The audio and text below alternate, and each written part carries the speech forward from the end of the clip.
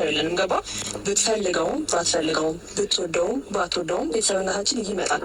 ገባ? ቤተሰብ አይደለውም ወይም እንደዚህ ይሄ ቤተሰብነት ጓደኛ አይደለም። ገባ? ጓደኝነት አይደለም ቤተሰብነት ማለት ቤተሰብ አይደለሽም ምናምን ማለት አትችልም። ጓደኛን ጓደኛ አይደለም ከዚህ በኋላ አላገኝህም ማለት ትችላለህ። ቤተሰብ ግን ቤተሰብ ነው። እኔ ምን አባባላና ምናልወሰድሽ በልጥ ከሰው ይማራል ሞኝ በራሱ ይባላል ይባላል።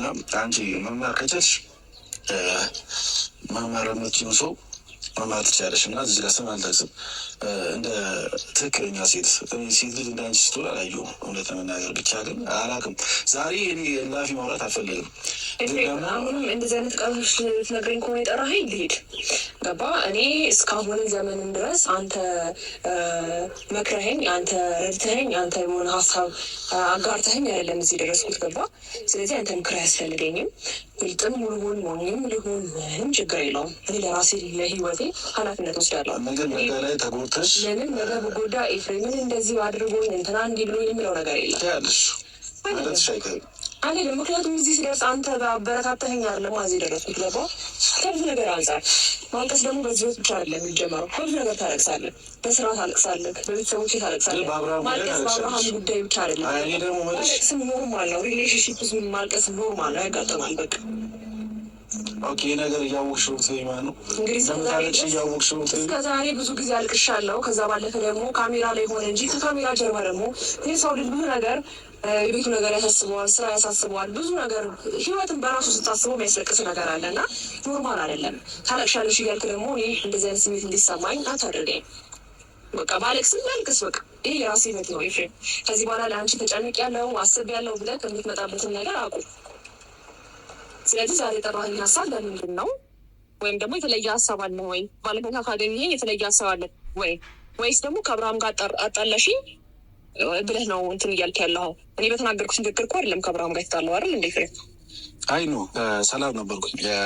አንቺን ከማግኘት በፊት ከሱ ጋር ሰላም ነበርኩ። እሺ።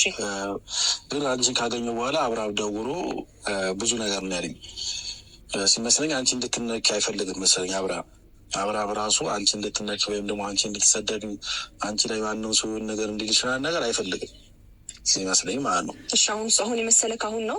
ለምን ከትናንትና ወዲያ አይወድሽም፣ አይፈልግሽም፣ ለአንቺ ምንም እንትን የለውም። እንዲነካኝ ያልፈለገው ለእኔ ፍላጎት ስላለው ነው አይደል? እንደ ሄደች መቼስ የምጠላውን ሰው ቢነካም የራሱ ጉዳይ ነው የምትለው አይደል? እንደ ዛሬ ነው የታየክ ኤፍሬም? ዛሬ ነው አብርሃም እኔ እንዳልነካ የፈለገው ነገር የታየክ? እስከ ዛሬ ያለው ነገር አልታየህም? ግዴታ አንተ ጋር መጥቶ እሱ መጥፎ ቃል ሲናገር ነው እንዴ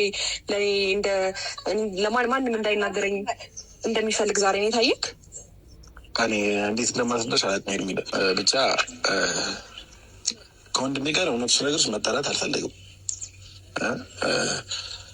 እሱ ከዛ በፊቶች ብዙ ነገሮች ተፈጥረው እኔ እና እሱ ልንጣላ አልቻልንም ነበር። ግን ልክ አንቺን ማውራት ስጀምር ወይም ደግሞ የዛን ቀን አንቺን ካወራሁሽ በኋላ ነው ደውሎ ብዙ ነገር ያለኝ። የኔና አንተ ወንድምነት ይቆማል ነው ያለኝ።